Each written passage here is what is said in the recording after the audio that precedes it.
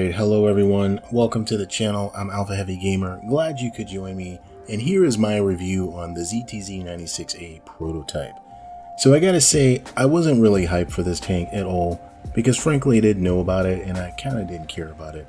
But at 9.7, it's kinda changed my mind. It's such a breath of fresh air to have something that's actually competitive. I mean, premiums for China haven't really had a good track record. They kind of haven't even really been interesting. I mean, we had the T62 and then the T69 2G. I mean, they weren't bad tanks, they just weren't very competitive or interesting. However, the ZTZ-96A Prototype, I think, is a great addition, and it competes well with its contemporaries, such as the T72A Terms T, and even the XM1. I know that's at 9.3, but you see the XM1 a lot. Alright, so let's jump into some details about this new premium tank. So for firepower, the ZTZ-96A Prototype features the same Type 88C 125mm cannon that the base ZT-96A has, and they even have the same ammo choices, with the same top round being the 125-1 with 466mm of pen at 10 meters and 0 angle of attack. But this is a very good round. And it's very good throughout the whole BR range. You'll have no problems facing enemies you come up against. You also get a very good HE round, which is useful for hitting, commander's hatches for enemies that go hull down. And of course, you have a heat round for dispatching light vehicles. Alright, so although you have the same reload as the ZTZ-96A, the 7.1 seconds because of the autoloader, the turret rotation speed, though, on the Prototype is noticeably worse, but it's still workable. The Prototype has the same gun angles of, -5 degrees depression and plus 12 degrees. Overall, I think the lethality of the Prototype is on par with the 96A, and even the base 96 for that matter, meaning you can run these tanks together quite well. Alright, so moving on to optics here, the Prototype is par for the course on bad optics for Chinese tanks. So the gunners get thermals and, it's pretty adequate. They're not as good as the ones on the Terms T, but you know that, but it's still workable. However, their gunner's sight zoom is pretty bad.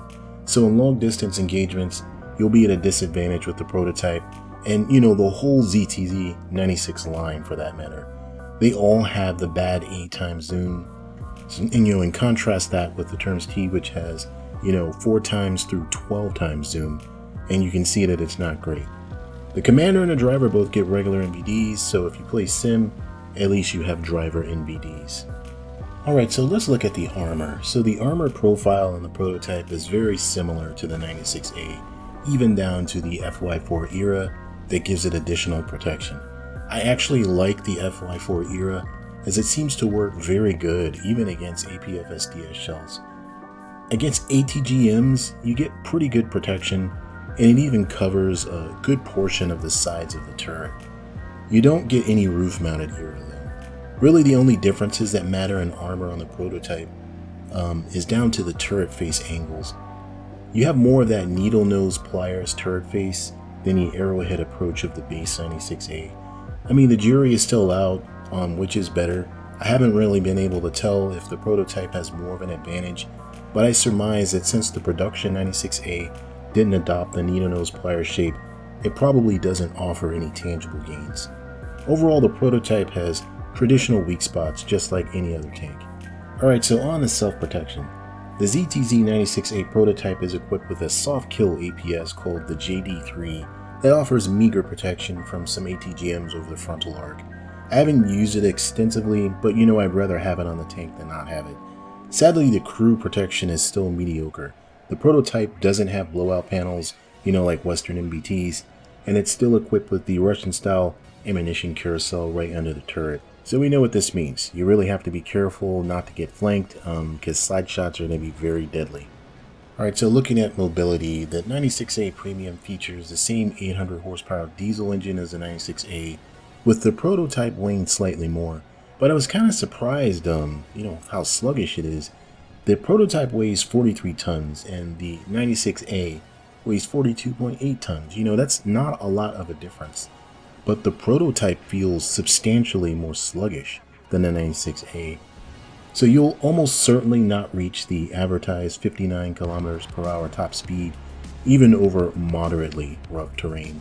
I think I averaged around maybe 38 kilometers per hour at best over, medium rough, moderately rough terrain. And of course, just like all Chinese tanks derived from Russian designs, your reverse speed is going to be atrocious. Just don't take positions that you can't get out of easily. So you're going to want to be careful taking up defensive positions. Like these kinds of tanks, Russian tanks and the Chinese tanks, they just don't play very well in dynamic defensive positions, because you're not going to be able to, peek out, take a shot, and then pull back into cover. It's just not going to happen. So if you're not familiar with these kinds of tanks, you will have to adjust your playstyle. So peekaboos are probably going to be a thing in the past once you switch over to the ZTZ-96 series. Alright, so my overall feelings about this tank and the Chinese tech tree in general is I'm glad that Gaijin is filling it in. We're getting more premiums, better premiums, so that's been pretty good. In general, I really do love this tank. I like it a lot. It's much more competitive, like I've been saying, than the T69 2G at 8.7. I mean, I know it's an 8.7 tank, so this one should be better, but I'm just happy that we have it. You can build a lineup around this. I still use, my A5C, even though it's a 10.0, because I find that the prototype, it up tiers all right to 10.0, so I'm not really worried about it. If you're worried about the playstyle, once you get up to the ZTZ-99s, something's going to change, I think you could probably not worry about that. If your goal is to get the top tier, which I assume if you're watching this video, is the ZTZ-99s just play like better ZTZ-96s. So you're going to be well prepared for the type of playstyle you're going to need once you get the top tier. Alright, so bottom line is, if you're used to all the disadvantages of Chinese and Russian tanks, like bad crew protection due to the position of the ammo, in the storage carousel, poor depression angles, poor reverse speed, and sometimes poor optics, then this tank is for you. I expect Gaijin will continue to fill in the Chinese tech tree. The ZTZ-96A Prototype, I think it's a good way to grind the top tier, like I was talking about. Is it worth the money though? Like always, no shiny collection of pixels is worth it to me. But if you're looking to spend $60 anyway, this is a good way to do it. Alright, and that's the video for today.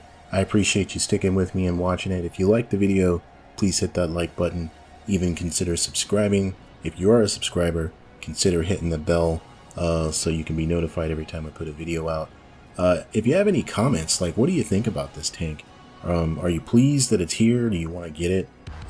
Let me know in the comments. Definitely like reading all the comments that you all put in. And as always, thank you for watching, and I'll see you in a future video.